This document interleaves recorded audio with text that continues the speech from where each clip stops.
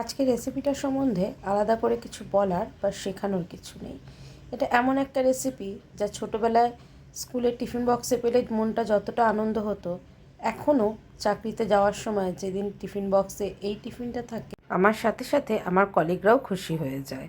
ছোটোবেলা যখনই বৃষ্টি ভেজা একটা দিনে কিংবা রবিবারের সকালে মা এই টিফিনটা বানিয়ে দিত, মনটা আলাদাই একটা খুশি হয়ে যেত।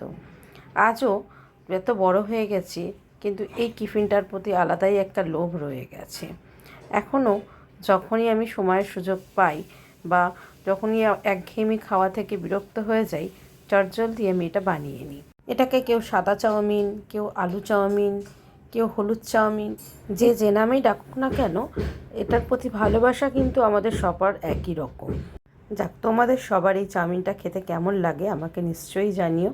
আর আমার চ্যানেলটাকে লাইক এবং সাবস্ক্রাইব করতে কিন্তু ভুলো না। পরের ভিডিওতে তোমাদের সঙ্গে আরও অনেক কথা হবে। এখন আমি টিফিনটা নিয়ে চললাম আমার বরের জন্য। ভালো থেকো এবং সবাইকে ভালো রেখো। টাটা।